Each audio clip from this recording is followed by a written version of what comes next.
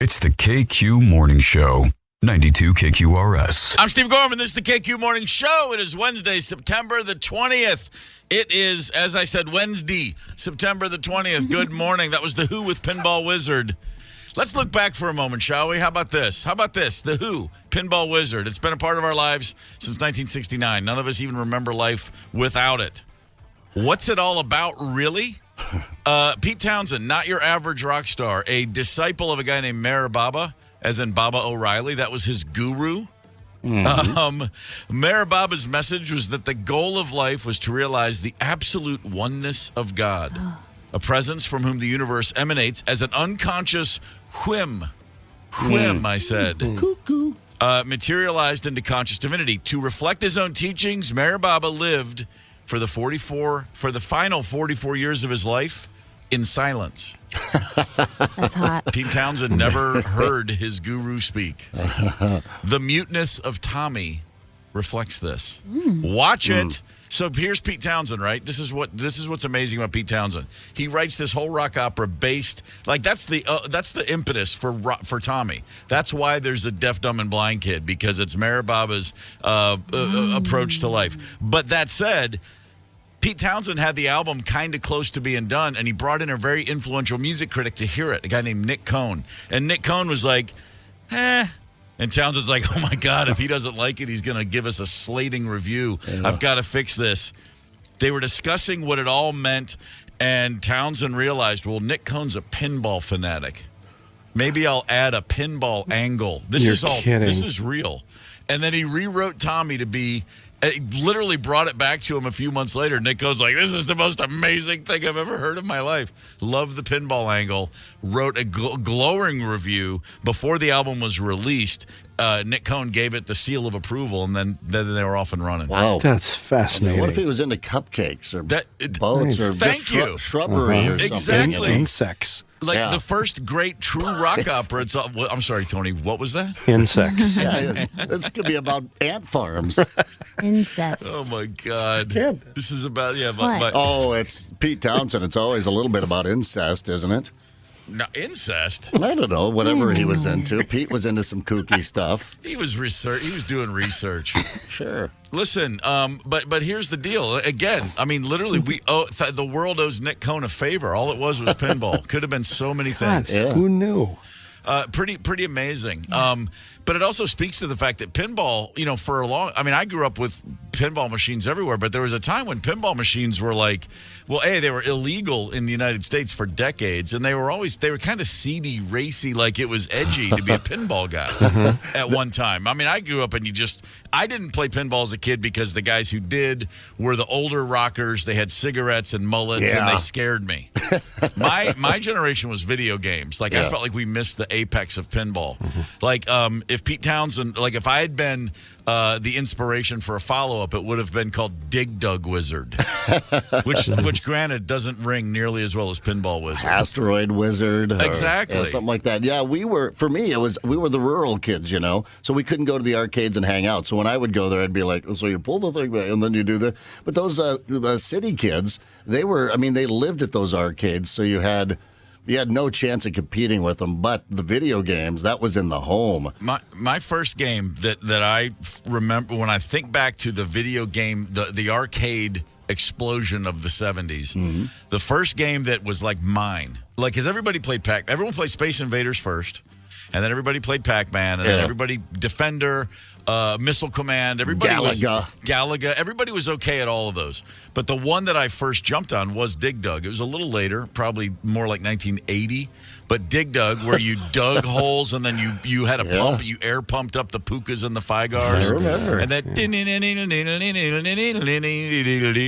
and that'll be in my head now the whole day. I just jinxed my whole day. That was mine. What was yours, Zep? First, like, what was your game? Well, I mean, Asteroids when we were at home, but when we'd go to town and would hang out in the arcade to play the video games. What are you going to get the most time out of one quarter on? Centipede. Oh, yeah. When that little sucker got between, you had to get the mushrooms lined up just right. Yeah, and then he'd come down, he'd serpentine. That was it. Right down, then you just wipe him out. Tony, you got one quarterback in a day. What's giving you the most bang for your buck? Easy Galaxian. Oh, I just loved the way the buttons felt and the noise. The missile would go. I loved Galaxian. Yeah, Yeah. endless. I loved that game. Wait, Galaxian or Galaga? What, I'm getting It was confused. similar to Galaga, but Galaxian was different. It was the one ship. Okay. Oh, so yeah, because Galaga, then you got that second ship. I was When going to say, when what's you the could one where you can double barrel? That's Galaga? Oh, that's Galaga, baby. I was into Galaga. I like both yeah, of them. that's right. The Galaxian was first. Man, Okay. Candace, does this make any sense to you? Yeah, Do you I've have any played that idea game what it means to before. put a quarter into a slot and then have fun? Yeah. Okay. So my dad used to give me a ton of quarters at Mr. Steak in Bloomington, and I would just lead. I was on the leaderboard, man, for Miss Pac-Man. I just skipped right over Oh, Pac-Man because who cares? sure. Was that a sit-down Miss Pac-Man, or did you have to stand? No, it was stand up. Yeah. Galaxian was sit down. I believe we call that tabletop, guys. Oh, that's Tabletop right. Miss Sit Pac-Man. down, listen to me. Miss Pac-Man was better than Pac-Man. I always felt that way too. There was one guy. Okay, so in my town in Kentucky, there were two arcades. There was one in the mall. And I'm spacing on the name because that was the one you went to when you had to. There was one across the street, just on a strip mall next to Wendy's.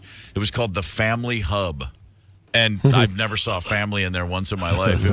It was where you could drop your kids off on the way to the mall, just cigarette smoke for days, and loud rock music and a lot of pinball. But there was also there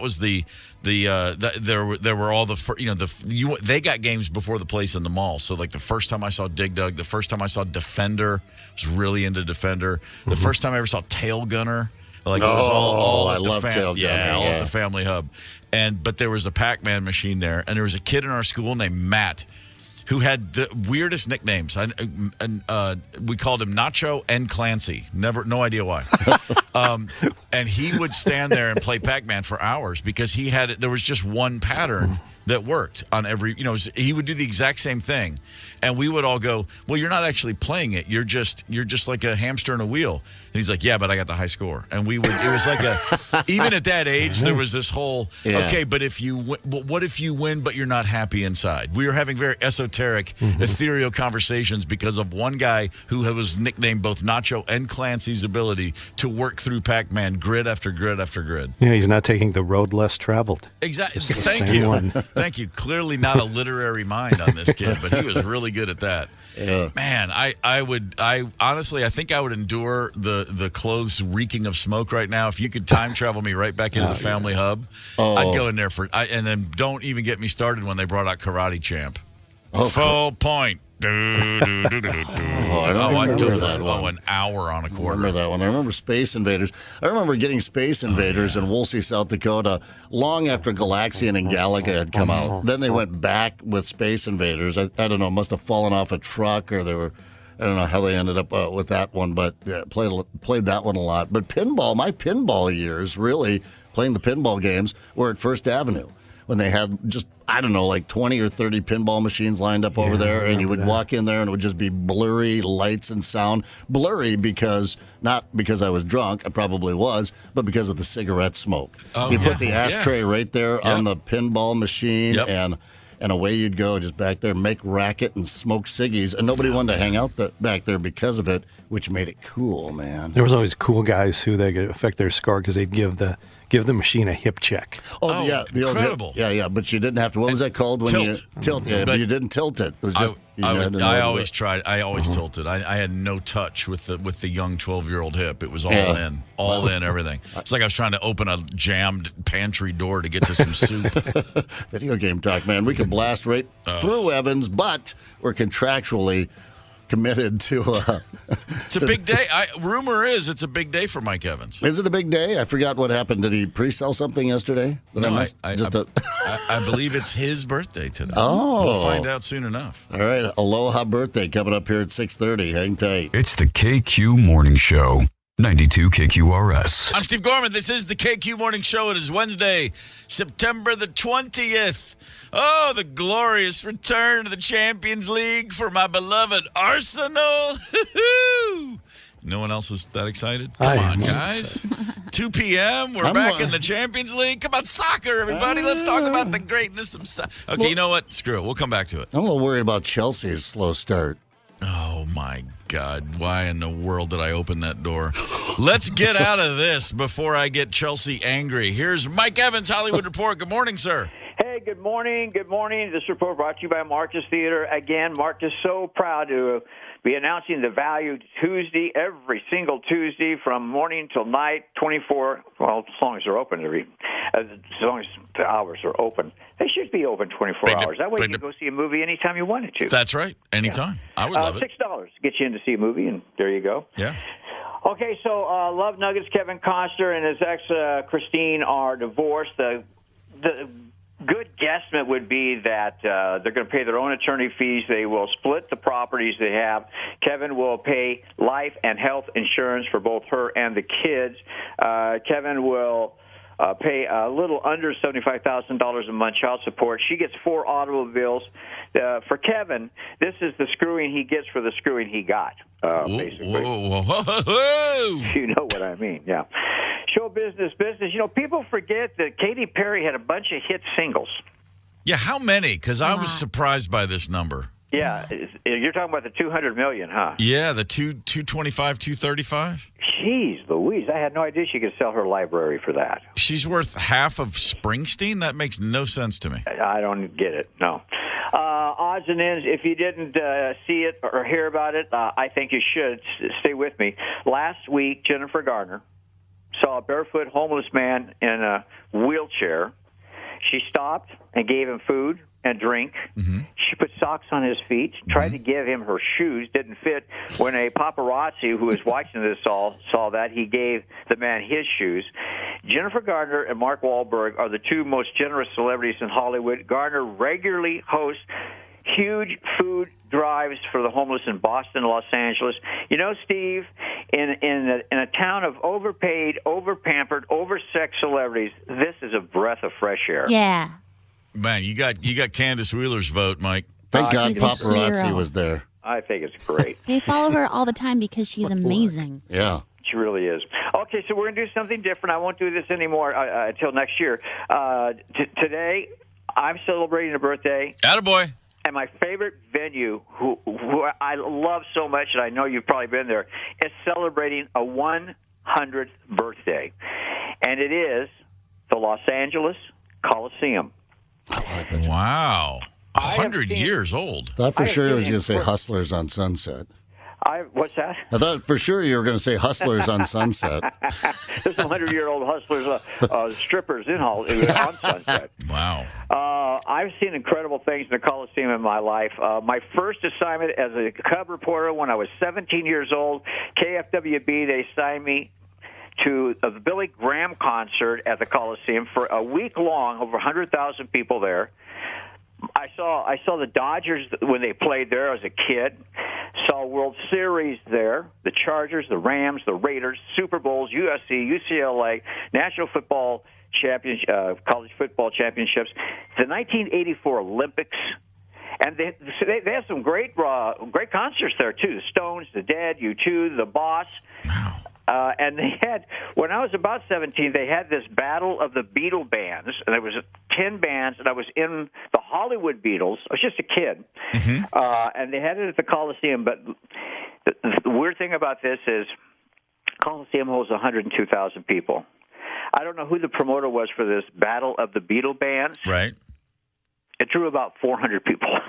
Well, yeah, the problem is the word bands as opposed to Battle of the Beatles. If he just left it with the Beatles, remove all words but the Beatles, he might have done better. There were more bands done on the Coliseum floor than there were people. But I can't believe that place is 100 years old. This will just prove my ignorance. I didn't know there was that many people in L.A. in 1920. Like enough that would warn. I guess it was they knew they were all coming. Like the floodgates had opened by then, clearly.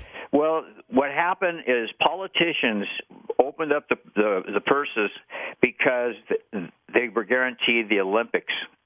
Oh, okay. They had built it for the Olympics. Yeah, that makes sense. So, hey, and today's my birthday, so I figure I'm going to win the $672 million on the lottery today. I tell you what, right now, brother. I mean, we only go back to the beginning of this year, but I'll just if you do hit it, just 2% my way, 2%. That's all I'm asking. All my affiliates are going to be millionaires. Oh, thanks, brother. Appreciate that. Do you have any actual plans other than becoming unfathomably wealthy?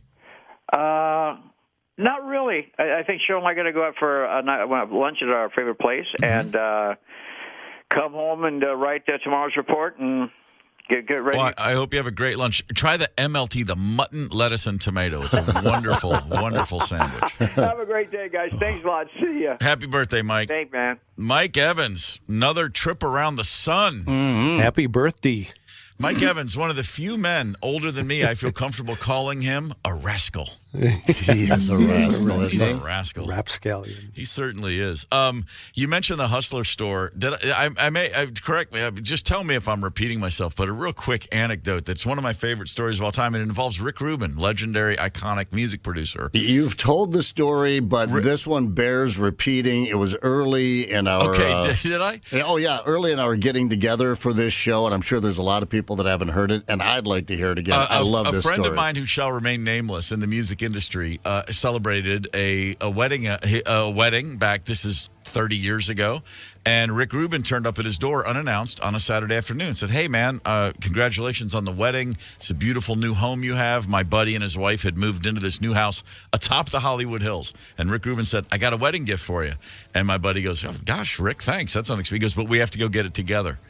And they hopped in Rick's car, which was a Rolls Royce, and they drove down the hill, and they went to the Hustler store on Sunset.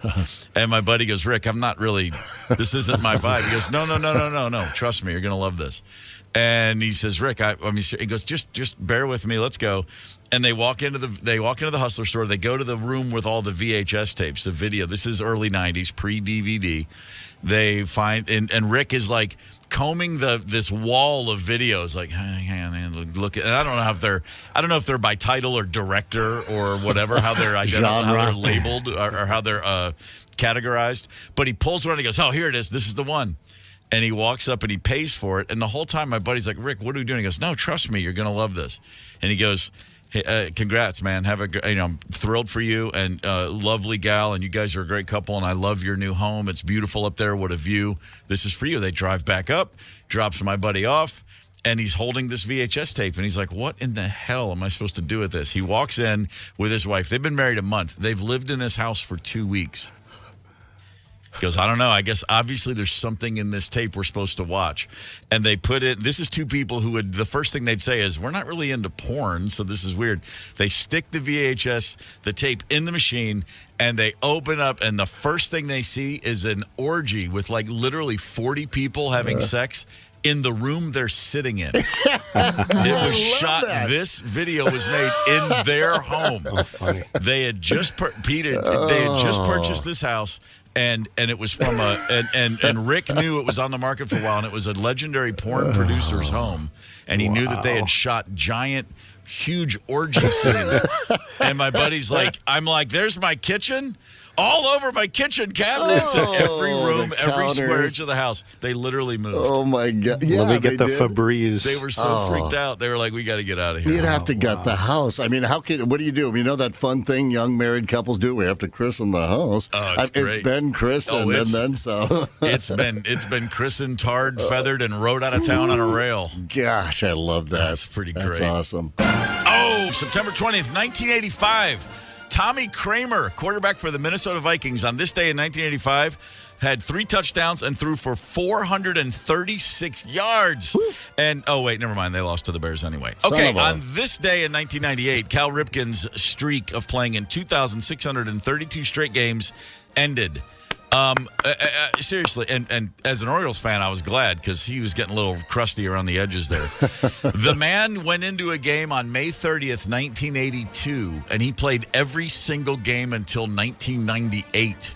I mean, again, there's nothing I can say that hasn't been said, but that just gets crazier the older I get. I know it was. As I was growing up, no one would. That was the unbreakable record. That was one of them they talked about. Is. Pete Rose had already broken Ty Cobb's hits record at that time, and the home run record was dangling out. Somebody's going to get that eventually, but just packed his lunch and went to work every day. He sure did. And then, of course, you know what? We don't have time. Mike Evans just talked about Kevin Costner's divorce. Do you know the Costner-Cal Ripken streak story?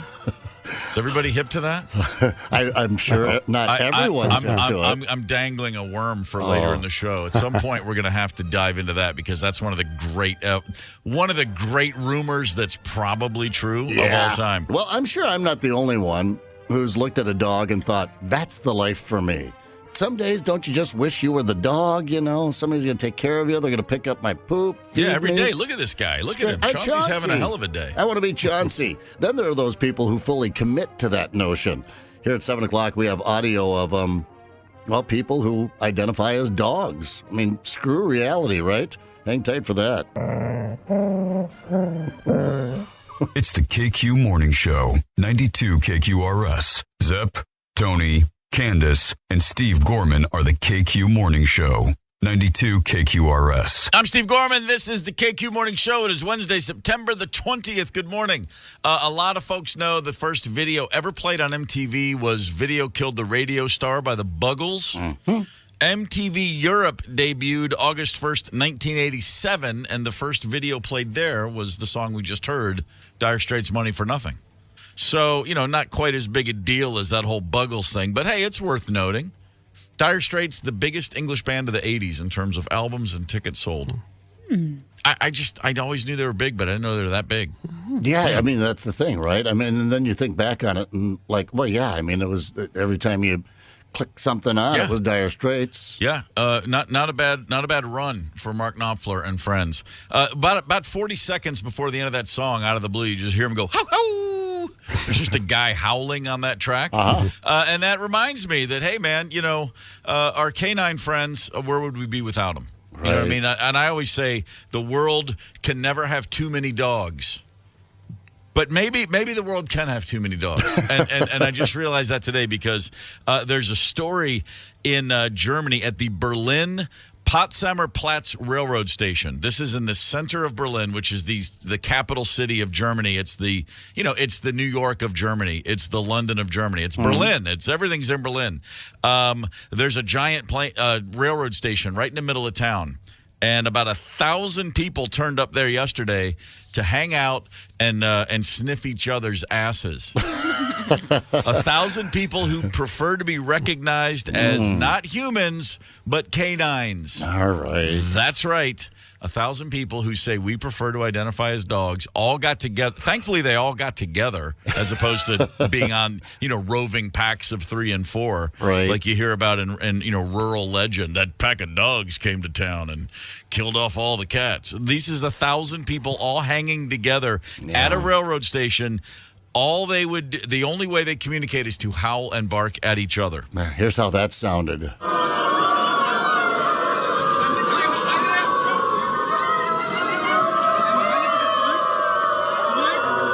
They even howl in German. Yeah. Oh, there's a little yipping going on in there. Are they aware that Oktoberfest is going down right now? There's something else that I guess dogs don't get into. Maybe if they do truly identify as dogs, maybe we should have them spayed and neutered. I'm just saying, kind of put some animal control on this. I'm of two thoughts here. First is, of course, as long as they're not hurting anybody, I don't care. Yeah, I don't really. And as long as they don't mind me making fun of them, even all the better. Because, on the one hand, I get it. I get somebody's like, man, I just wish I was a dog. We talked about this guy in Japan who bought a $14,000 hyper-realistic suit so he could go out in public as a dog. Right. I get that people want to turn off the real world. You want to shut down from reality. You want to get out, and you want to lift a leg and pee on a hydrant. I've done it. We've all done it. The hydrant in question was a trash can on a subway station in Oakland, California. That's a different story. Damn near got arrested for that one.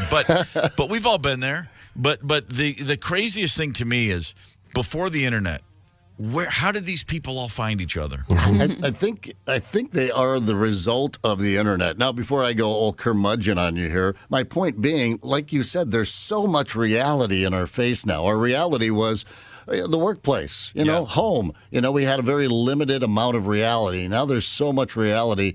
I think it's just people are just checking out, Although it does make me just a skosh nervous when this happens in Germany. Am I being old-fashioned there? I don't like it when the Germans want to slip out of reality. We definitely want to limit the right to assemble in Germany. Right. When they get heated, things can go haywire. And I say that as a man who loves the culture, loves the food, love him. Great people. Yep. Whew, boy. Do you think they all nap together? They all curl up on the floor and snuggle? Yes, I do. If that's what they were doing, I would totally get that. That's like an adult, fully consensual group, non-sexual snuggling party. I'm down, man. Let's go. This turns into a, adult diaper fest before you know it, We're going to get together at the train station and pee on each other. Ooh, kinky. I mean, what does all this mean? Hey, we're sniffing my rear end, and I lifted a leg, and I peed all over him. It was fun. Yeah. And by the way, Toko, your human collie you were talking about there in Japan. In Japan, yeah. He's the guy that's inspired this. He's starting a world movement. Really? It says the Unorthodox Canine Convention follows the viral sensation of Toko, the human collie, a man located in Japan, his lifelong dream, $14,000 hyper-realistic suit. And now people are thinking, hey, why not me? There was a British person there who told a journalist, when I wear my costume, I feel I'm no longer human. I'm free of human relationships, all kinds of troubles related to work and other things. I can forget about them. Or he actually said, when I put on my costume, I'm no longer human, isn't it? I mean, again, okay, I get it. But, I see this and people are laughing and making fun of them. But, my neighborhood where I lived for years in Nashville, there's a big school, an old, great, one of those great, 1930s Art Deco schools, West End Middle School, and it's got a huge yard. And you can bring the dog there, you can bring a Frisbee there, you bring a kite there, and that's where every Sunday the LARPers turn up. Oh, yeah. And they are sword fighting. It's live action role playing, folks, and it's medieval times. They've got it looks like you're at a medieval times restaurant. They are fully dressed head to toe, and they are sword fighting, and they're throwing those. They got those giant spiky balls on a chain on a stick. They're not real, but they have all the accoutrement, and they go defend the maiden's honor, and they do this in this field every Sunday for years. This is the same thing, is it not? No, yeah, you're right. It's we're going to check out of reality here. I suppose the Renaissance Festival is that, a very light, casual version of that. Hey, we're going to check out and go play Renaissance Festival. I'm not talking about the people that attend, but the people that, are part of the Renaissance Festival. It's all. Ever seen that the movie? people that attend too. Well, Candace, you went to the Ren Fen. Yeah, it's the only place I truly feel like myself. Yeah, really? But see, I go there to watch the freak show. I don't go there to be a part Now, of it. do you dress as a what's the word? Wench? Yeah. Well, it changes every year. Okay. Sometimes I go down the Flower Witch Road. Sometimes I go down the Wench Road. Sometimes I go down the Gypsy Road. It was just a little mixture of all those things this year. And you truly do you enjoy it, and you do feel like you're just letting your freak flag fly, and it's a good thing. It's the best Well, place in all of land. That's fantastic. Then, could you ever see yourself going with 999 other so-called human canines and acting like a dog? You love dogs. Well, I went with 5 witchy women, so See? it was pretty intense. It's a slippery slope from Ren Fen to Dog Fest. Would you more identify as a human dog or a human goat if you had the chance? Probably a goat. Probably a goat. Yeah, Sure. 'cause I like to get scratched on my head, and I like to eat a lot. Are you familiar with the island of Dr. Moreau? Man. Is this any different than when you go to a Kiss concert and there's it's the there's same. just adults dressed as Gene Simmons? That's another Cosplay. place I feel Yeah. welcome. Don't feel like it is, though. I feel like there's something different. Like, that's fun. This is weird. I'm sorry. No, it's Just fine. the way I weird was girl. raised. No, not the. I'm talking about the Kiss thing and the dog people in Berlin. I think there's something about it being in Berlin that just adds to the kink. You know what I mean? Oh, There's yeah. just such a- Well, puppy play. Yeah. That's a big thing over there in Germany. I Sure. think that's where it originated, right? Where the furries and the puppy play, that whole bondage kink thing where participants equipped with muzzles, Woof. a leash. There you go. Whatever turns you on, we're willing to investigate. We'll just take a crack at it, as they say. Yeah. The number 4 genre piling up the big bucks on OnlyFans is animal, canine behavior stuff. Sexual. Really? Oh, yeah. Okay. Well, that's more information than I need. I'm, because again, I'm looking back here at Chauncey. I put it this way. Okay, I get you. You want to hang out with 999 of your friends, and you all want to act like dogs. Were there any real dogs on hand? Do you bring your dog with you? If I were going to go somewhere and pretend to be a dog, I'd want Chauncey with me. Just for tips. To guide you. Yeah. He'd be right there. But I don't see in any of the photos that they actually have dogs with them. Yeah, I guess it's kind of cute when they act like humans sometimes. I guess it is. I could go the other way. Let's move on. Buffalo Bills have a new stadium they're building. It's going to be a big one. It's going to be a nice one. We talked about it a couple months ago. It's going to be smaller than the stadium they now have. They're going to be telling season ticket holders for decades, sorry, we don't have a seat for you, because they're building a stadium that is literally smaller than Rich Stadium is right now. I don't know how they're going to navigate that one. Good luck to you. But it's basically a giant hole in the ground right now. They've just started construction.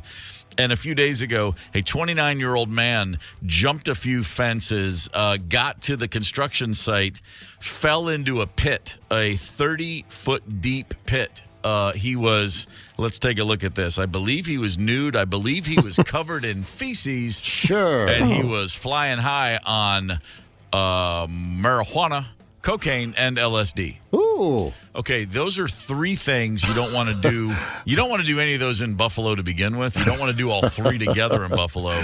And you definitely want to stay clothed and away from porta potties and construction pits while doing it. Hey, hit the triple. Here's the local sheriff. When you're taking LSD and cocaine and marijuana, you're going to not read the signs. You're not going to read any. You wouldn't be in a porta potty jumping inside it, covering yourself with human excrement. You wouldn't be doing that. This is a very isolated issue. I love it. Is there a concern that there's going to be copycats? This is an isolated issue. The public is not at risk. This is the new egg hitting the frying pan, isn't it? We've got a roving gang of naked, feces-covered men with at least 3 illicit drugs in their system. Lock your doors. I'm pretty sure this guy thought he was going to the Bills game, wasn't he? What's the difference between this and the average Bills Mafia member on a Sunday afternoon anyway? Have you not seen the videos? I mean, if the guy had jumped off of a camper onto a folding table and destroyed it, everybody'd be laughing at him. But no, because he's naked and covered in human excrement and doing all kinds of drugs at night and trespassing, now it's a well, yeah, actually, that actually is a problem. There's really no equivalence there whatsoever. Okay, my bad. I'm backing out of that one. That was kind of a fine line. Yeah, it's a fine line. All right. Hang on. Let's see. I'm getting it. Oh, he was James Kurtzel. That's his name. Wow, that's weird. I wondered what he was up to. Buffalo Bills fan. Haven't been tracking him. Interesting. Our boy. What are we going to do? You know what? I thought we had the game show coming up. That's at 8 o'clock. So You're a silly boy. What are we going to do? We got all sorts of crazy things to get into this morning. We have so much good stuff. Well, you mentioned Oktoberfest earlier. There's an Oktoberfest controversy brewing right now. There is. Oh, there certainly is, and it involves the beer maidens, and it also involves a true Bavarian prince. There's an actual prince. There's still Bavarian family royalty on Earth, and they're up in arms. And so, of course, we've got to discuss that. At 7:30, hang tight. It's the KQ Morning Show, 92 KQRS. I'm Steve Gorman. This is the KQ Morning Show. It is Wednesday, September the 20th. 30 minutes from now, we're going to be giving away some cool stuff, so hang tight. If you're tired of incense, and if you're tired of candles, and if you're tired of having to leave the fan on, you can just, what I'm saying is, if you're having a little trouble keeping the freshness in the restrooms in your house, in your toilet areas, here's a new one. Put a clove of garlic in your toilet at night, and then your whole bathroom smells better in the morning. What? Yeah, there's a viral hack. It's online. They're saying peel 1 clove of garlic, drop it in the bowl, let it soak, do it twice a week, and all those lingering bathroom smells will be gone. Which okay, great, but now now it smells like garlic. Exactly. It's a waste of good garlic. I'm going to put my garlic in the toilet the old-fashioned way. Thank you. Yeah, exactly. I'm delivering it with the there's a load bearing garlic bearing load. Let's call it that. Mm-hmm. It's already going through. Okay. Let's just go with that. Garlic in the toilet. All right. I have heard from not one but two people in my life that I've known in various stages of the game who were both heavy drug users that they felt like it was okay because they made sure to have a lot of garlic and that helps purify the blood. Two different people said it. I was like, they didn't know each other and they were both junkies. I was like, really? So the garlic is that's your defense? And then there's that whole vampire, or was that werewolf thing? I forget now. That's a vampire. All right. Keep your vampires away. All right. I'm just gonna, you know what I'm gonna Drugs. do? I'm just gonna keep on lighting candles and opening windows and keep the fan on. I don't know. Yeah, watch the diet occasionally. There's that too. You know, maybe just flush a little quicker. Don't let things linger. courtesy. I might flush. try. I'll try it. I like garlic. Yeah, you do like garlic. Yeah, Candace is. You're happy with garlic breath. In fact, I guess I like the way that garlic feels in my mouth. You know, like tasting it in my mouth, but okay, smelling it, I guess, would be different. But if it doesn't smell, well, you know, I'll try anything twice. So I will give it a shot. I'll try anything twice. I like the twice. Yeah, I'll give it a shot. Okay, fair enough. Peter Gabriel. By the way, let me say this right now. I'm going. I'm excited. Yeah? I want to Yeah. go. Oh, I'm going. Yeah. Don't kid yourself. I've never seen the man live. It's long overdue, and that's gonna. You know what's happening? That's October the 3rd, and I'm gonna wake up on the 4th, and I'm gonna be all excited, and then on the 5th, you know what I'm doing? I'm going up to Cragen's. Wow. KQ up north with BigDeck.com. It's just a few weeks away. Join us October 5th through the 8th at Cragen's Resort on Gull Lake. This will be, for a lot of us, the last chance to take in the peak fall colors up north. We will be playing on world-class Cragen's Legacy courses, both the Lehman and the Lehman 18 and Dutches. That's right. Bring in the golf clubs. I will remind myself that I actually enjoy that game on occasion. There's going to be karaoke. There's going to be a happy hour boat cruise. There might be some Lederhosen. Live broadcast of the KQ Morning Show. Why don't you join us? You can book a trip at 92kqrs.com. This is sponsored by BigDeck.com and Cragen's Resort on Gull Lake. I'm going to have fun. Zep's going to have fun. Tony's going to have fun. Candace is going to have fun.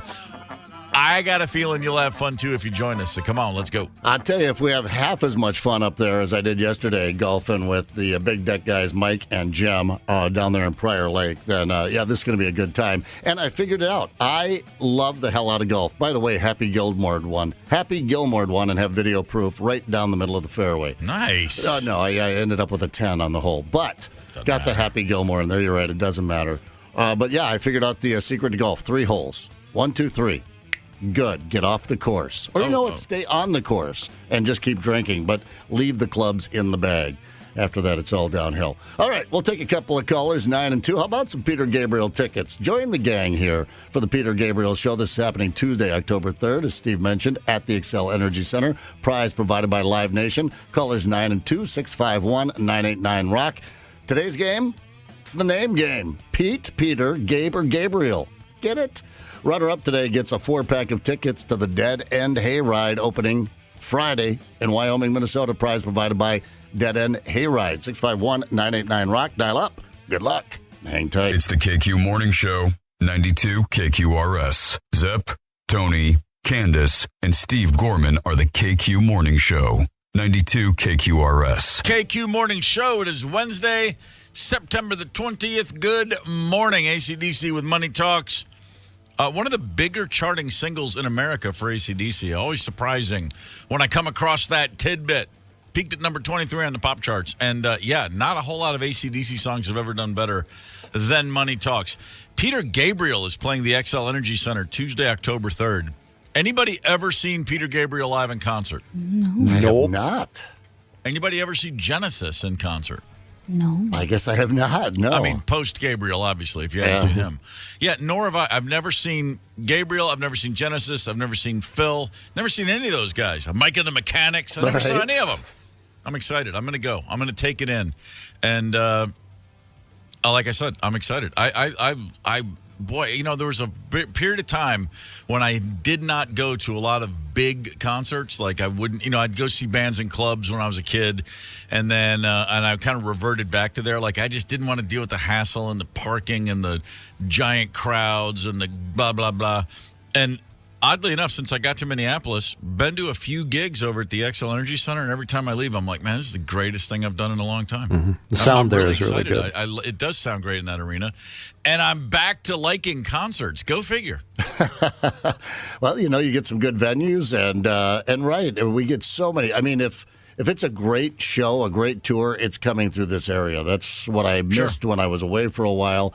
This area, you go, there's a lot of things to miss about Minnesota. We have some great food around here. I love this time of the year, the changing of the seasons, but the concerts right there near the top of the list of things to miss. And I always thought Peter Gabriel was one of those people. I'm going to wait till he's playing like the Orpheum or the State Theater. Mm-hmm. I want to see him in a smaller, more intimate venue. Ain't going to happen. But then, it's not going to happen. He doesn't tour often enough. He does it so rarely that everybody turns out to see him every time. He's got to play the bigger room. Right. I think it took me a while to get myself deprogrammed from being a touring musician. Because just enjoying. I go to concerts now just like I would have called myself years ago a civilian again. Like I'm just a fan. I go there. It's actually kind of cool to wait in line. You get your beer, you get your seat, and you're waiting in the anticipation. It's awesome, and I really did miss that because for years I would be playing my own shows or on a night off. You just go and then you get a pass and you show up late. You do whatever. You're just acting like a jerk. Now I'm kind of really enjoying just being a dude who loves gigs again. The whole experience. All of that to say, I can't wait for October 3rd. I'm really looking forward to it. And I imagine some other people are looking forward to it, and that's why they're hoping to win some tickets. We've got a few to give away because that's just the kind of people we are. Tony, what are we going to do? How are we going to give these tickets away today? Well, we're going to weave Peter Gabriel majestically into this contest. Peter. Gabriel. All right, let's play the name game. Yep, Peter Gabriel ticks to give away, so his name is top of mind right now. So here we go. Let's play Peter, Gabe, or Gabriel. We'll give a brief description, multiple choice, and you tell us, is that person a Pete, a Peter, a Gabe, or a Gabriel? Wow, that's a lot of options. Yep. All right, fair enough. Pete, Peter, Gabe, Gabriel. Let's do it. Candace, who is contestant number 1? We have Steve from Big Lake. Steve, good morning. Good morning. Yeah, that's what I said, brother. That's the question. Good morning. I said Lindstrom, not Big Lake. No, you didn't, Candace. dude. Yeah, you did. My bad. Jeff, our next contestant is from Big Lake. All right, but your name is Steve, in Lindstrom. fact. Sorry, sir. Yes. All right, fair enough. Steven, Stefan. Steve, and Stefan. Fair enough. You get the gist of this game then. All right, well, you're playing for Peter Gabriel tickets, and we wish you the best. Tony's going to take it over from here. All right, Mr. Number 1, basketball player, considered one of the most creative offensive talents and one of the best ball handlers of all time, nicknamed Pistol. Is it A, Pete Bangladesh, Pete Jokovic, or C, Pete Maravich? Pete Maravich. Bingo. Yep. Tis. Damn straight. Number 2, English musician, is guitarist, songwriter, vocalist, and co-founder of one of rock's most influential bands, The Who. Is it A, Pete Anthony Towns, B, Pete Town Crier, C, Pete Townsend? Pete Townsend. Yep. Wow. You're on a roll, Stevie boy. An actor-director known for playing the cybernetically enhanced Officer Murphy in RoboCop. Is it A, Peter Weller, B, Peter Goodfeller, or C, Peter Marshmallow? A. What was that last one? Peter Marshmallow. Good Lord. Tony, you're being generous over there Being today, buddy. silly. I know. Man. Number 4, a prominent figure in the counterculture of the 1960s, son of Henry, brother of Jane, father for Bridget. He got blown away by a redneck at the end of the movie Easy Rider. Is it A, Peter Anaconda, B, Peter Fonda, C, Peter the Cable Guy? Pete Fonda. Yes, sir. You're right. Maybe I'm being a little too kind today. It's just entertaining anyway. I'm loving it. This is slow pitch softball today. Number 5, a self-deprecating comedian starring in several stand-up specials, including I'm Not Fat, I'm Fluffy. Is it A, Gabriel Pavarotti, B, Gabriel Iglesias, or C. Gabriel Estefan and Miami Sound Machine? 2. Or, Yeah. yes, B. And your last one. He feels the need for speed. Call sign Maverick in Top Gun. Is it A. Pete Mitchell, B. Pete Cetera, or C. Goose? Not so easy now, is it?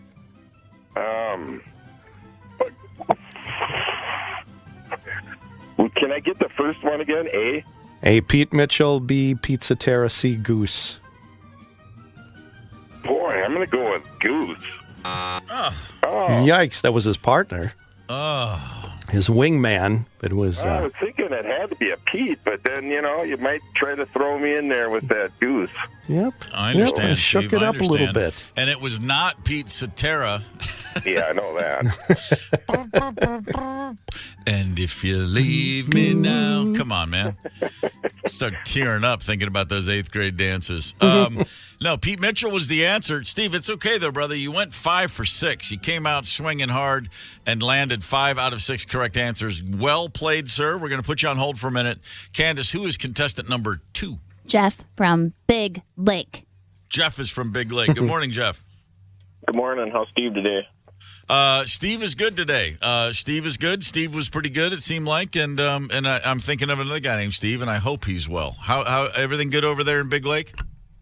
So far, so good. Right on. You ready to play for some Peter Gabriel tickets?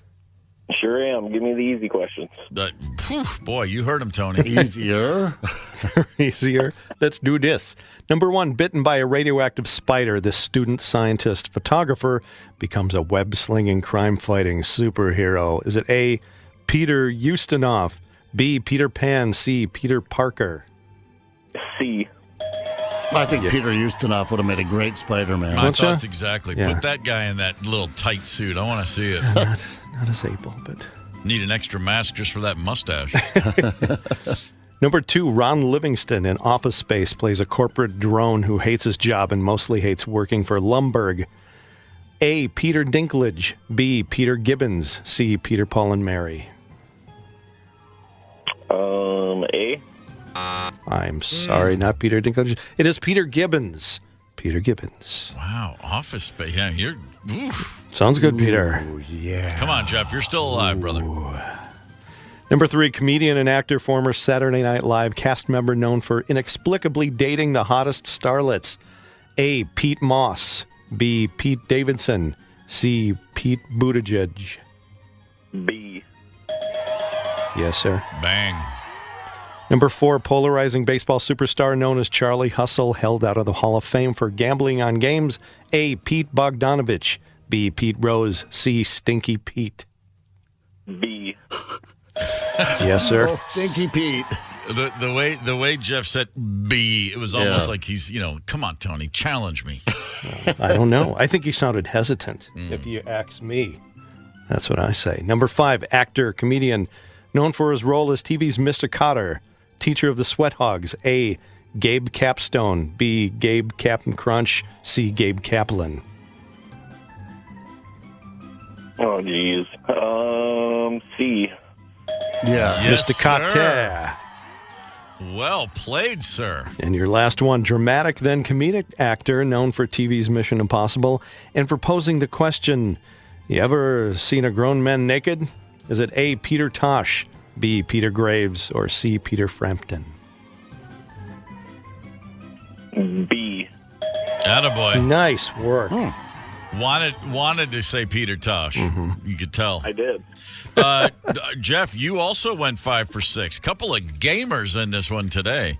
Way more Pete's and Peters than Gabe and Gabriel's. Just gonna say, the decks were not balanced. Not a lot of Gabes and Gabriels. No, not so as I many. searched the land. I was waiting for the angel Gabriel to make an appearance, but Yeah. he didn't make it. So, guys, we're faced with a tiebreaker, and that means, Tony, you're going to have to come up with a way to end this test of wills. Okay, let's do it this way. The question is, the heaviest human to have ever lived weighed how much? Ooh, Steve, John Brower Manock. Steve, you're up first. I'm going to go 2,000 850 pounds. 2850. Okay. Literally the size of a Clydesdale. Jeff, the heaviest man ever. How much did he weigh? 1,200. 1,200.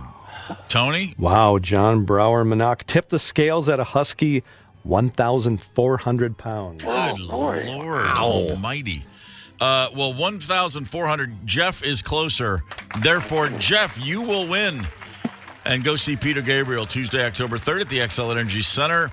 Runner-up prize for you, Steve. We would not let you leave empty-handed. 4-pack of tickets to the Dead End Hayride opening this Friday in Wyoming. Thanks, gentlemen. Congrats to you both. All right. Couple thoughts. The Hoodoo Gurus, great band, Australian band, had a song called Hayride to Hell, if you remember, on their second album, Mars Needs Guitars. That just occurred to me. And then secondly, let's go back. The heaviest guy ever? Yeah. What was his name? John Brower Manock. He's 'Cause buried in a piano case. See, I grew up in the Robert Earl Hughes Right. era of the Guinness Book. That was the guy. And Seinfeld even did a bit about Robert Earl Hughes. Remember that? Because he was around 1,200 pounds. And I remember Seinfeld said, "What do you say when this guy's your friend?" And he says, "I'm doing great. I've lost 400 pounds." Oh, awesome. I can tell. Yeah. Down to 800. You're a it's like, rail. You're a stick. yeah, that was it. Oh, Bob, looking good. It's in your face. Well, it's mostly muscle. That was confusing to me when I was growing up. We'd get in the Guinness Book of World where Robert Ladlow, I think, was the tallest guy. I just remember these from my 8 feet childhood. 11. Right. But the large guy that you're talking about, they said they buried him in a piano case, and that always confused me because I was a kid, didn't grow up with the internet, wasn't very cultured. The only pianos I ever saw were in music class, and it was those little stand-up pianos. I hadn't upright. seen a baby grand piano. I was like, well, it can't be that big. How'd they stuff him in there? They have to dismember him and... What a dummy. I will. Yeah, still to this day. It's funny that because I remember that's so funny. I remember all the same pictures from the Guinness Book. Yeah. You had Hughes, the biggest guy. Yeah. You had the tallest man.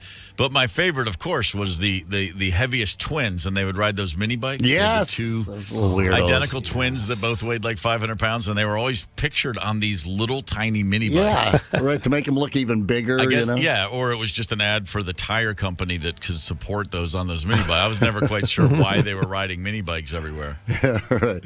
Well, hey, listen, we have a story about a Canadian wellness influencer. Stop. Yeah, wait, hold on, what? Right there, it's going to be weird. I'm going to recommend you add a little bit more maple syrup to your Yeah. diet. It's about that kooky. She's trying to actually ruin optometrists. Or run them out of business at the very least. Yeah, need reading glasses? How Who's about got prescription? a beef with an eye doctor? Yeah, she says we don't need them. You're a fool if you need prescription or reading glasses, and she'll tell you why, in her own words, at 8:30. Hang tight. It's the KQ Morning Show. 92 KQRS. Zep, Tony, Candace, and Steve Gorman are the KQ Morning Show. 92 KQRS. I'm Steve Gorman. This is the KQ Morning Show, Wednesday, September the 20th. Good morning. My eyes are going. I mean, every year it gets a little worse. I've had readers for 20 years, and that's not a problem. Whatever. If I'm reading, I'm happy to throw on some glasses. But the driving at night, just worse and worse. I mean, I've had glasses for a long time in the car that I need from dusk on. But sometimes you forget them. Sometimes you bring them in the house and don't leave them. And it's like, well, it's okay as long as it's not a long drive. But I'm at the point now where it's like, no, it's not okay. If I'm going up around the corner to grab, the old paper towels or something at the last minute and it's night, I need those glasses. It's a real drag.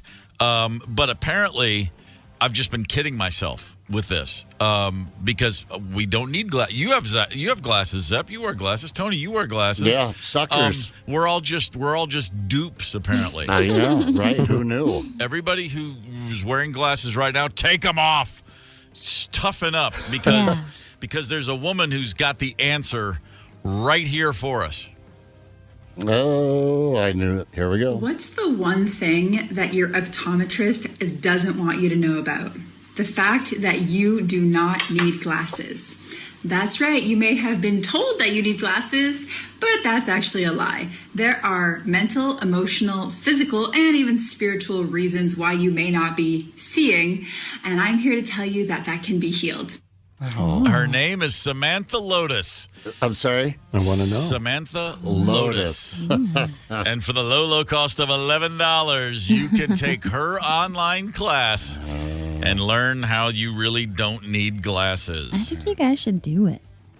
Well, Do just what? if there's spiritual reasons. Take our glasses off? Take this class. We Sounds could all hot. we could all kick in $3, and then there's an extra $1. So let's see. We don't. Well, everybody kick in. The four of us can all add what $2.75. That equals 11. I don't need that kind of stuff. I want to click on it, but I can't see the fine print. I'm sorry. I'm tied up in cyber attack training today. Otherwise, I'd be all over this. Right. Yeah.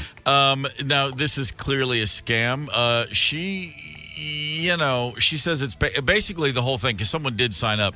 It's a pitch for essential oils. And this woman, Samantha's saying essential oils is the key to greater vision. Forget all those. Go get your eyes tested, and they do all those things. They dilate your pupils. They put the drops in. They do all that's bunk. All nonsense. They're just making that stuff You can put the oil in your eye. I don't know. I tell you what, maybe maybe a little dab on the neck, and then she gives you a neck rub. That might help. I'll take it. She said she's already healed herself, so we know it works. She does say that you can also get tips on how to, quote, avoid blue light, reduce your screen time, use eye and neck exercises, and incorporate specific nutrients into your diet. Sure. Yeah. Well, also, you could use that in lieu of, say, a vaccine. What else can we heal here? Cancer, probably. It's all just essential oils. That's all we need. As long as you don't mind being sick and ultimately dying, you can cure anything with essential oils, right, I would imagine. Crossing over the center lining, hitting a family of 6 because you couldn't see. Whatever you got to do. Yeah, exactly. There's always somebody who wants to give you the secret of life for $11, and in this case, it's Samantha Lotus. Yeah, I don't know why they have to get so scammy about it. If you want to scam people with essential oils, I mean, you could go with just, hey, these essential oils will just help you spiritually. To the cuckoos out there, our LARPers that we've been talking about, oddballs. There's plenty of money in that. I don't know why you have to go after people with legitimate conditions like poor eyesight. I occasionally enter rooms and think, well, that's a lovely smell. What's that? And, that's all you got to tell me is it smells good. Chirps up the room a little bit. My sister got into this whole essential oil thing. Maybe she still is. And she, because she's my sis, I plunked down like $100 for the girls and I, and you get a whole kit full of oils there. And really? Oh, yeah. That's mosquitoes. Here, dab this right behind your ear. Just one little dab behind your ear. Good to go. Whatever ails you. There was a whole bunch of things on there that it would take care of. Sore muscles and toothaches and this sort of thing. Just a little dab of oil. Of course, it didn't help at all. I was out $100. But, I feel like I supported my sister's inability to have a full-time job. Some for of a that's legit. If you have a mosquito bite, tea tree oil immediately stops the itch. Is that like a WD-40 or? Okay, the tea tree oil. I've seen the toothpicks dipped in tea tree oil. Yeah. I've seen that. This wasn't for a bite. This was to keep mosquitoes away from you. Just a little dab behind the ear. That's a tall order. If a dab will do, if there was a dab that would do the mosquitoes away from you, I'm sorry, we would know about it by now. Vanilla works. It's called DEET. If I didn't have lavender essential oils, I would be so mean. I would be so crabby. What does the You guys lavender would essential hate oil? me. What does it do for you? Just relaxes me. Really? Calms my soul. I need a coffee.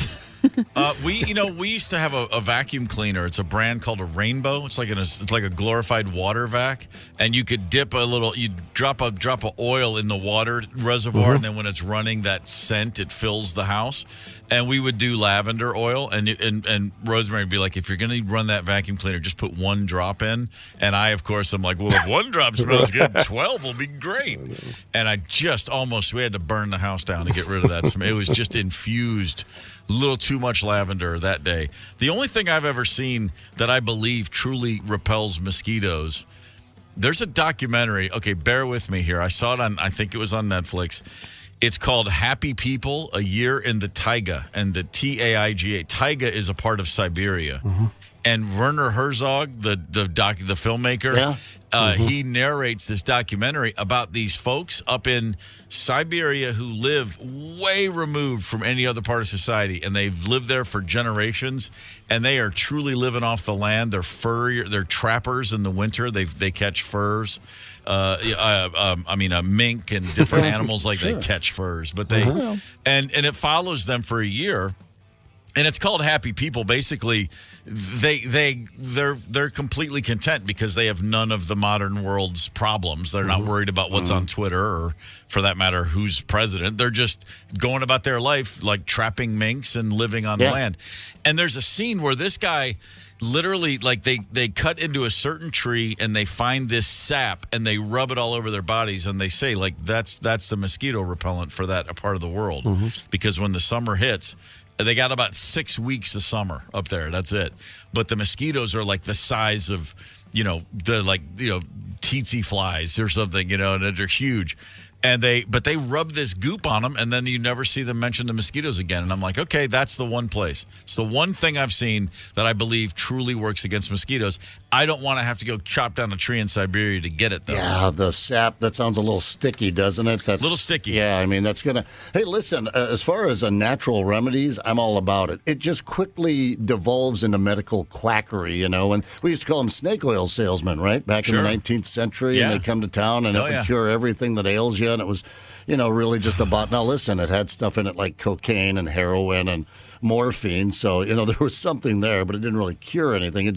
It knocked you out. But the whole natural thing, there's something. I'd rather try that and have that not work, before I start going to some hardcore medical stuff, depending on what it is, I guess. I'm with you there. 651-989-ROCK is the Maple Grove Lock and Safe Talk and Text line. If you want to give us a holler, we are always happy to hear from you. Yeah. You just mentioned snake oil, and I feel like I have to mention this because we all know about my thing with snakes. Did you hear about an Amazon driver delivered a package in Florida yesterday and didn't notice the rattlesnake on the porch, which then bit her in her leg? Think, literally, just walking in a neighborhood, puts the package down, turns, and a rattlesnake jumps up and gets her right behind the knee on the back of the leg. The worker was not identified. It was an eastern diamondback rattlesnake. The employee immediately became ill, according to the sheriff's office, and she is hospitalized in very serious condition. Oh, man, yeah. And I read that story yesterday, and I went and I took a long walk, because it takes about 30 minutes for me to shake off the snake heebie-jeebies when I see things like that. Yeah, that's a real thing, those snake heebie-jeebies, especially the poisonous ones. I'm looking for the story. It was rattlers. They found this lady went downstairs behind the old water heater, and I saw that one too. You see that one? Yeah. Here's that. There's 1, 2, 3, 4, 5 adults and probably like 10 to 12 babies. Oh no! I'm guessing more than one of these was a mom that had babies, so they just found a nice spot. It's just have babies. Yeah, they're just the old snake wrangler came down and called the wrangler, and they said 5 or 6 adults and 10 or 12 babies, and the babies are the ones you got to watch out for. Yeah, they don't know how much venom to give you, so if a baby snake bites you, look out, because you got the full wallop from that one. Candace, do we have a caller? We have Nancy from Hillman. Nancy, good morning. Good morning. What do you got for us today? Well, I fixed my own eyes, wasn't totally seeking out to do it, but I moved to Mexico for 2 years and lived on the ocean, and I took my glasses off, and I wasn't on a computer or anything. It was even before I had a cell phone. And I spent 2 years looking out over the ocean and up in the mountains and everything, and by the time I left and came back to the States, I could read books and everything without my glasses. And then I went back to corporate world, and I'm wearing glasses again. Yeah, so you're saying the computer screens, all our digital devices. I think that has a lot. Before I started staring at a computer 4 hours a day for work and then another couple of hours and all that stuff. I didn't need glasses either. Of course, it did coincide with me getting older, but... Nancy, what part of Mexico... It's also looking far away, because when I lived in the city and everything, I didn't look that distance. I was looking way out over, trying to spot whales and stuff for hours. Nancy, what part of Mexico were you in? Puerto Vallarta. Okay, so we need to. Well, then obviously that's our next con. We'll just Nancy's Puerto Vallarta vision treatment for $11 an hour for a couple. You know, we got to. It's expensive to get folks down there. 2-year trip, Puerto Vallarta, and you're going to be seeing things a little more clearly. That now, see, I can buy into that. That's worth it. That's a scam I can get behind. Right. Even if it is a scam, you're going to come back very relaxed. A nice view of Banderas Bay there. What's that? Did Jimmy Buffett wear glasses? Did Jimmy Buffett wear glasses? I don't believe he did. Well, there you go. Okay, fair enough. Between sunglasses, baby. Yeah, that's true. Thank you for the call, Nancy. So Puerto Vallarta, where we all know the Love Boat was always doing a turnaround.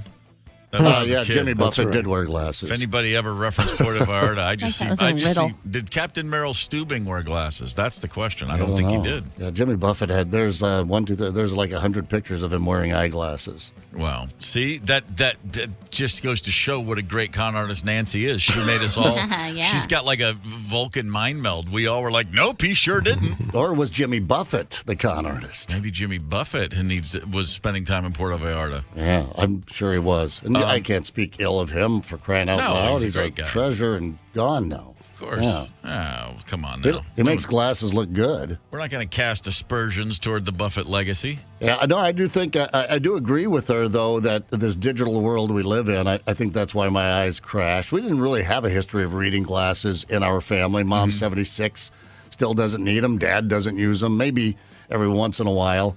I'll see them reach for a pair of glasses, but still for the most part in their 70s. But yeah, we started, shoving our faces into digital screens, and I'm sure that did deteriorate our eyes in a way it didn't before. I think back to a much younger version of me, and I was at a Sam's Club, like a Costco. I don't know if you have Sam's Club up here. Yep. Costco's way better. I'm at a Sam's Club in the 90s, and they had reading glasses, and they had just a case. It was 12. You could buy a 12-pack of readers, and I was like, I just thought that was so funny. I was like, what?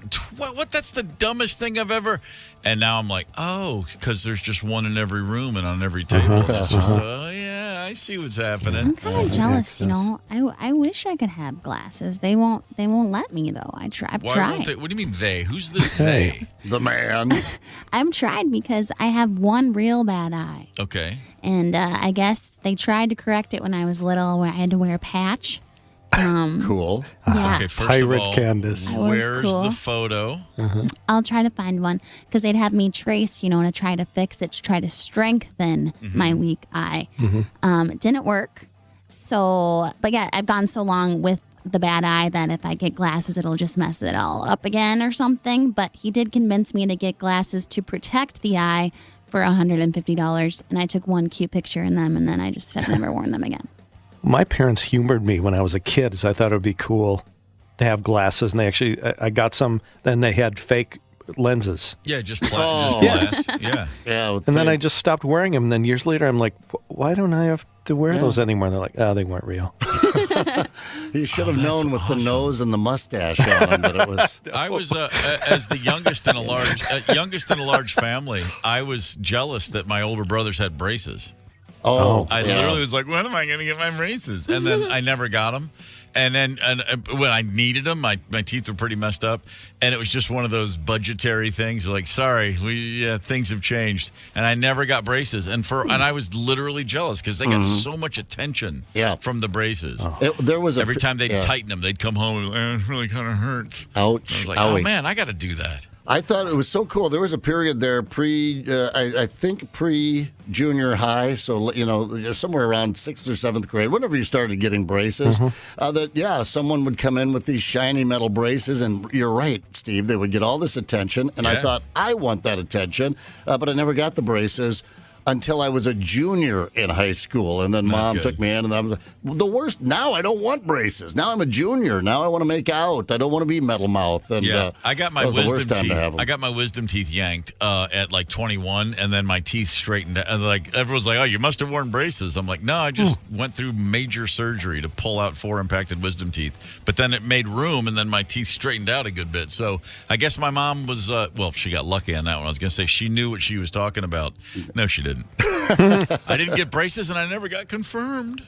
Oh, what? It's crazy. I don't even know if we can be working together. The eighth kid, the folks, they miss a lot when number 8 comes around. You're going to hell, man. I think I am. Well, what did old Samuel Clemens say about that? Give me heaven for the climate and hell for the society. That's it. Pet custody. That's a tricky subject. You know, who gets the pet can be every bit as contentious as child custody. Now, we have a story about who gets the cat. However, this is not a couple that's splitting up. There's a weird caveat to this one. We're kind of curious where you would settle in on this. Who gets the cat? Play along with us here at 9 o'clock, will you? Hang tight. It's the KQ Morning Show, 92 KQRS. I'm Steve Gorman. This is the KQ Morning Show, Wednesday, September the 20th. Good morning. Steelers Wheel, stuck in the middle with you. That is a rock folk duo formed in Paisley, Scotland. And the guy singing that song, if you're like, his voice sounds familiar, but I only know that one song. Well, it's because his name is Jerry Rafferty, and after Steelers Wheel broke up, that same guy had a bunch of hit songs.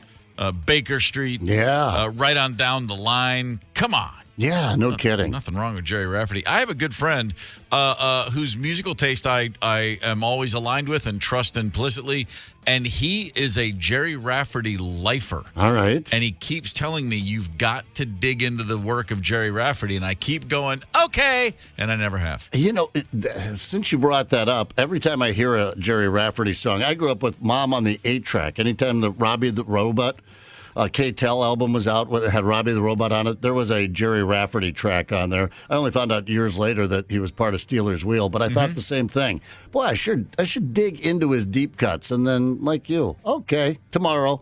That's it. This weekend. Yeah, maybe today. Might as well. Does anybody know the name Raphael Ravenscroft? Does that ring a bell at all? Yeah, I mean, yeah, but why does it? That's the guy who played the sax on Baker Street. Oh. That very famous thing. Raphael Ravenscroft. What a name. Isn't it? You know what I'm thinking of? Who did You're a Mean One, Mr. Grinch? Who is the lead singer of that? I'll Google it here. I bet there's a Ravenscroft. That was... That sure as hell wasn't Raphael. It was a guy who did Tony the Tiger. And his name was... Really? The guy that sings You're a Mean One, Mr. Grinch is also... Thurl Ravenscroft. That's that Thurl, yes. Really? Yeah, one of Ravenscroft's best-known uncredited works is as the vocalist for the song You're a Mean One, Mr. Grinch. I'm not going to try. Thurl Ravenscroft. They're great. Mm-hmm. Man, I wonder if there's a connection. I wonder if Ravenscroft's son was the guy who played the sax on Baker Street.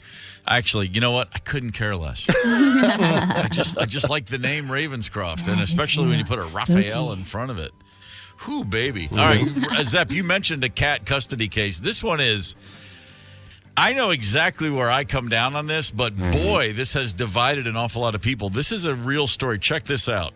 In 2013, a woman in Wichita, Kansas, okay, picture the map of America, Kansas, dead center, right? She adopted a black and white cat. She named him Bob. Hello, Bob. Hey, Bob's here. Give him some tuna fish. It's Bob. Bob is a black and white cat. He's hanging out. He's living life in Wichita, Kansas. As far as we know, he was very happy. But a year after Carol adopted him, he vanished. He disappeared. Now, what happened at that time is a different woman, also in Wichita, Kansas, found Bob. Couldn't find any tags on him, figured he was a stray, took him into her home. Her name is Alexandra. Had him for a few years, and then she moved to North Carolina. Took Bob with her, of course. Now, she had renamed Bob the name Maui. So Bob / Maui disappears from his original home, is picked up by someone else, stays with her for a while, and then eventually moves to North Carolina. This has now been 9 years since this cat went to North Carolina. 9 years with its second owner with a new life as Maui. Maui took a walk around the neighborhood recently and didn't come home. And another person in North Carolina found him and said, oh, this must be a stray, turned him into an animal shelter. The animal shelter scanned him. There's a chip. The chip popped back to the original owner in Kansas, who Bob / Maui hasn't seen in 9 years. 9 years. In 9 years. And they're like, yep, well, we got to send the cat back to Kansas now. Mm-hmm. And the owner in Kansas, Carol, is like, yeah, that's my cat. I've been looking for him. I want him back. Okay. This cat has lived with another woman in 9 years, and most of that time spent in North Carolina. And now the woman in Kansas says, that's my cat. I want the cat back. And the animal shelter says, well, she has him registered, so we got to send the cat back to Kansas.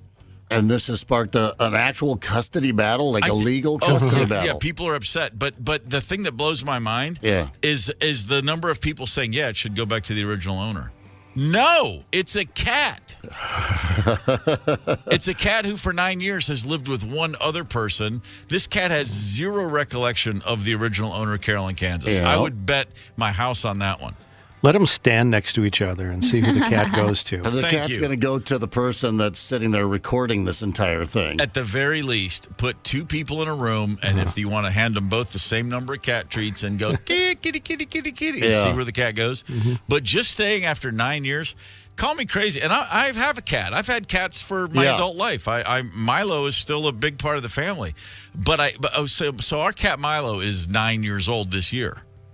Now, if a year after we got him, he had disappeared, and someone called me today and said, hey, we found Milo. He's in Connecticut, and he's lived with this guy for 8 years, I'd be like, well, I wish him the best. Yeah, give him a scratch for me. How can you take a cat away from someone who's taking care of the cat all that year? And why would you do that to the cat? Am I nuts here?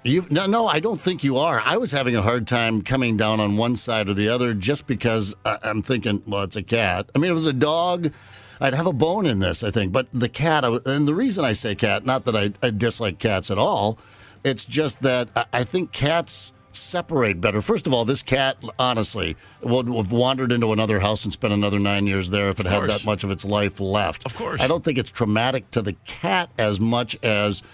You know, but it's weird because here's what I'm doing. Maria, 2 cats. These 3 are inseparable. You know, I'm the outsider. I'm the fourth wheel. That doesn't make sense. I understand. But if she found out those cats were gone for 9 years, I know she'd damn well want them back. Wow. So I know, right? This is a tricky one. I don't know. Flip a coin. But I think you're right because my initial reaction was, it's been with someone else for 9 years, you know. Pop the chip and give the cat to the lady it's with. I had the same thought you did with it's different if it's a dog, but now I'm thinking about it going like, okay, if Chauncey, if he had disappeared when he was 1 and now at 6.5, if I was like, that looks like my dog, I would definitely be like hot to trot, but then you'd see the dog interacting with its new family or new owner, and I'd be like, what am I doing? This dog's going to be totally confused. Well, let's keep up in the ante. What about Connell? Well, let's see. There was a time really when he was 12, 13, and 14. You would have given him away. I'll tell you right now, I was offering. He was on the market. I just couldn't get any takers. That's great. In fact, I upped it to I'll give you the kid and $5,000, and I still couldn't get anyone to take him. No, that was trust me. I know. He was that young man was in the 7th grade when he looked me dead in the eye and said, I think I'm ready for my own apartment. 7th grade. Amazing. I said, what are you talking about? He goes, I can't live here anymore. I should have my own place. Yeah. I've often said if there's such a thing as... you're ahead of the curve. Right? 7th grade. Dead serious. For the girls, it hit a little bit later on, which, is odd because the girls mature faster, but... I just remember if there's such a thing as the terrible 2s, then there's such a thing as the effing 14s, I call it. Oh, absolutely. Yeah. That was a real hard thing. times. You guys don't even know. No, we do. Especially as a dad with daughters. You know, I had no idea what was going on, and I tried to ignore it, but they didn't let me ignore it. I wanted to. Yeah, Marley went from, let's see, she turned 14 in the year 2016. Okay. So 2016 through early 2019, we didn't speak. She didn't say a word to me. Yeah, that's... Just pretty much blew me off. That tracks, yeah. I think it was like 6th grade, I took a picture with a Tigger stuffed animal. And 7th grade, I took a picture with black eyeliner just covered my eyes. God, blink of an eye. I hate that. Yeah, that where, hey, where were you going? To bed. Without the kiss? Oh, geez, man. Dad. I mean, I don't... What? We don't get the... In the blink of your little goth makeup eye. But you still have that Tigger, though, don't you? Oh, that yeah. little girl's still in there somewhere. Oh man, those are rough times. I wonder how this is going to because of the chip. That's what makes the cat thing complicated. Yeah. I bet it ends up going back to the owner legally. I think that's the thing because you chipped it. I just can't imagine thinking the cat's better off coming back to me after all these years. I just don't think I would think that. And I would, and like I said, if the cat's in good health, it seems to be happy. Yeah. But then again, at the same time, we're talking about cats. Who the hell knows what they're thinking? Right, exactly. I've said this for years. If I've had 4 cats in my adult life, and 5 cats in my adult. No, it's 4. Listen to me. I don't even know. I can't keep count. And if any of them were as big as Chauncey, I'd be dead. Oh, yes. Of course they would. Oh, my God. A cat will kill you. Yeah. It would be happy to kill you. Yeah. They've done studies that they will devour you after you die if it happens in your own home. They literally wait like 4 minutes. they get on your chest and they realize you're not breathing and they just start looking for a way in. Yeah. What do I start on the earlobe? What do I do here? Well, you got that witch thing going on, Candace. Aren't cats sacred to you? I like black cats. I think they're cool. The guy that I like right now has a cat, Yeah. and my Instagram feed knows it because now there's just videos and videos of cats doing weird things all the time. They're just trying to take over my life. It happens. That's a metaphor. Or is he trying to take over your life? I know it's complicated. It's a jungle out there. Good luck to you, Candace. I don't want to complicate this emotionally for you, Candace. Maybe during a commercial break, you can sit and think quietly about what if this was Snoopy, your goat, that was missing for 9 years. Oh, boy. See, I didn't want to complicate it. Do we have a caller on hold, Candace? Yeah, Dave from Plymouth. Dave, good morning. Hi. What's up?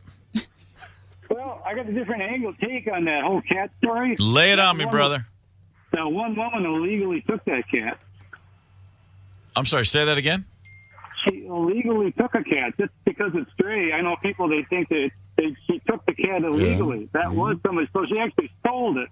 Oh. So if I was the original owner, I'd want it back for that reason. She stole my cat. Yeah. Well, I mean, you do find a stray. Typically, you're supposed to take them down to the, one of the centers, the animal shelters, and see if it's been reported, and kind of a lost and found situation. And they would have discovered the chip at that time, wouldn't they?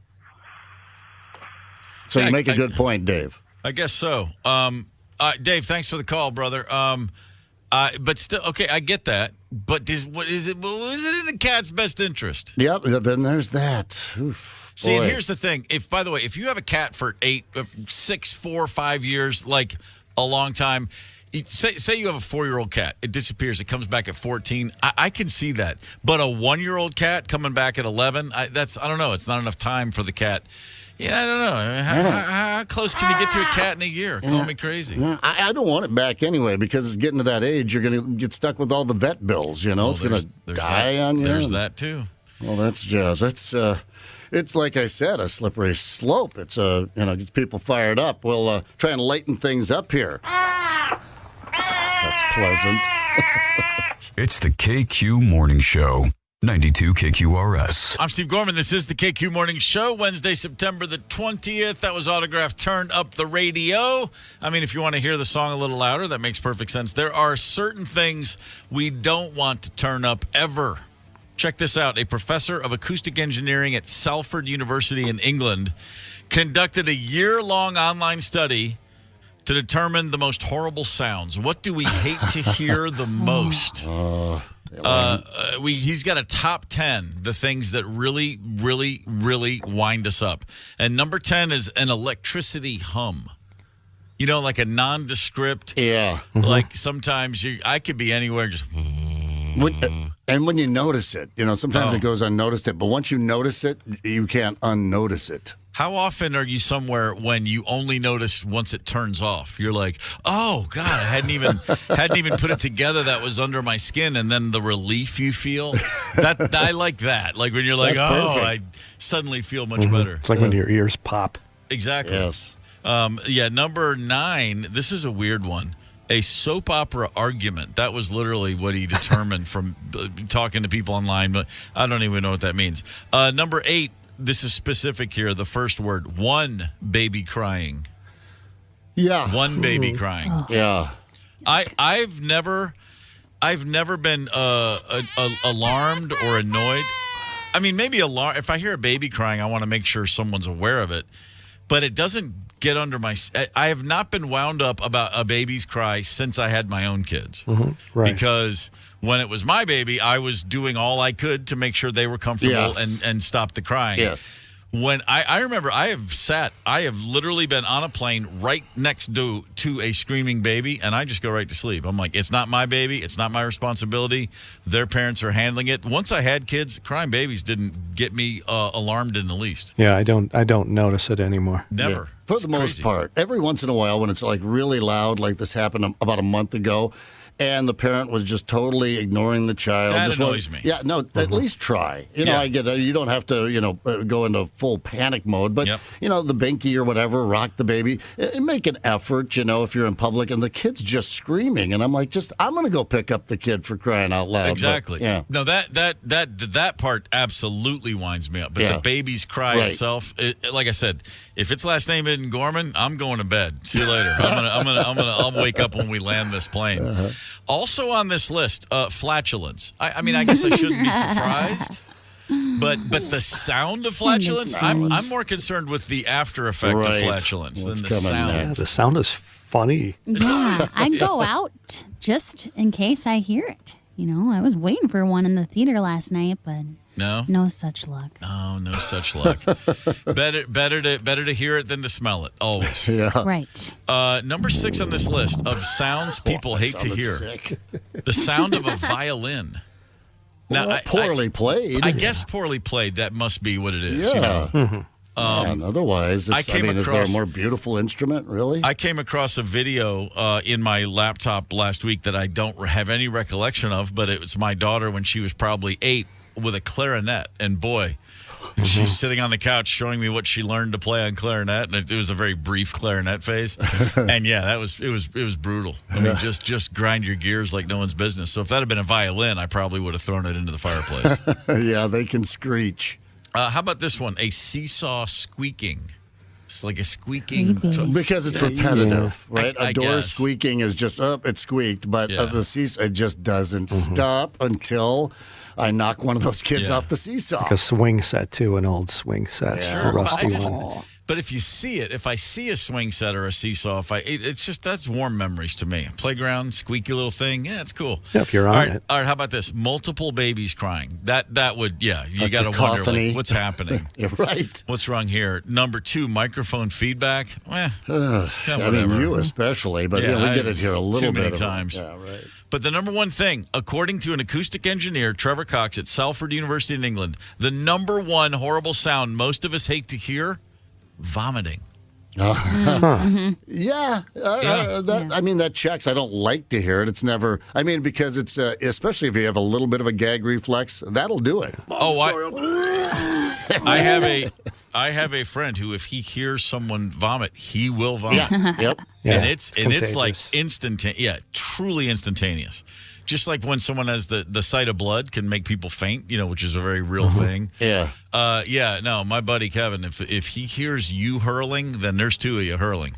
By the way, that vomit sound that Tony plays, I don't know if you've ever, and it's been so long since we've played the video.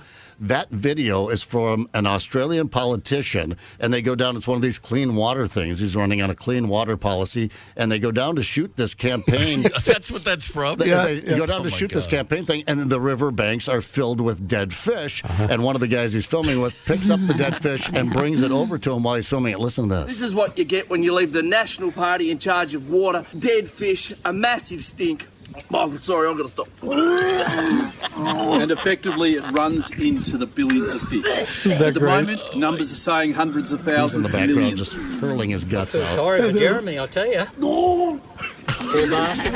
I hope he survives. And if you want to track down, so you think, is that staged for effect? No, watch it. No, Jeremy's, he's feeling it. Then he has to peel off, heads down to the riverbank, still filled with dead fish, which only exacerbates the problem, and just hurling his guts out. I love that. So nice he What you get when you leave apologizes the first. National Party in charge of water, dead fish, a massive stink.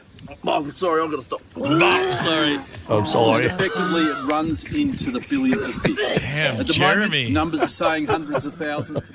Jeremy unleashed a lion out there. It reminds me of That's what happened. Lance, the guy from the camera guy from Jackass, always barfs every time. Oh, yeah. Well, I mean, I mean, a jackass has gotten me to Earp a couple of times. Man, that is brutal. All right, I don't have any good vomit stories, but I do have some interesting sports and music history stories to drop. Oh, I'm sorry. I was busy finding vomit noises. That's okay. Here, I'll do it. Steve, hey, Steve, what do you know? I like sports. You think I'm crazy, but I know music. And who are you?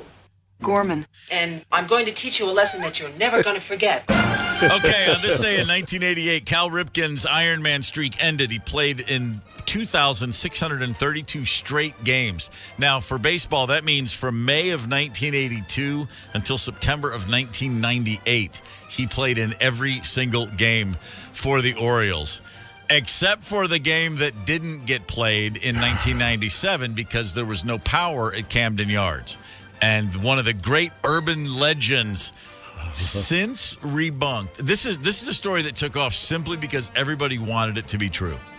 And there've been a lot of fact checking and a lot of people have dug in, and I hate to say that it does look to be a complete hoax rumor, but boy, everybody really wanted in on this one. And in fact, all the key participants in this story I'm about to tell have had to go on the record publicly and discuss it. And the story was this. This is true. In 1997, in the middle of the afternoon, the Orioles announced, we have no power at the stadium. We're trying to get it back on. Some glitch in the power grid. The Orioles couldn't play that night. That actually happened. They missed a game in the middle of the regular season. The story that whipped around it was that morning, Cal Ripken Jr. and Kevin Costner, the Hollywood actor, and Cal's wife all played a round of golf. Also apparently true because they had met a few times, and, Costner's a big baseball guy. Ripken leaves to go to the ballpark, recognizes, I left something at home, goes back to his house and finds Costner and his wife in bed together. Oh. And he beats Costner to a pulp and calls the club and says, I'm not playing today. I'm in no state to play. And the Orioles didn't want the streak to end over such a crazy thing, so they just said, we have a power outage in order to preserve the streak. There are podcasts that are solely dedicated to this storyline. Yeah. This thing in Baltimore grew like kudzu in the South. Yeah. And literally, Kevin Costner and Cal Ripken have both repeatedly had to be, when asked, they're like, this is the dumbest thing that's ever happened. They're like, we met a few times. Nothing like this ever happened. I mean, they've had to go to the well repeatedly. Oh. And again, I believe both men. Like, everybody that's done every bit of research is like, yeah, this didn't happen. But everyone, for whatever reason, everybody wanted it to be so true. Oh, my God. Well, it is my favorite urban myth now. It's so fantastic. It's so insane. I'd love to know what they were thinking first time they heard it. Like, I'm sorry, what are you asking me about? It's got to be, yeah. And there's too many moving parts, right? Because somebody at the stadium would have said, you know what, the power really wasn't out. Somebody would have cracked by now. Oh, without question. It totally would have happened by now. The KQ Morning Show, 92 KQR.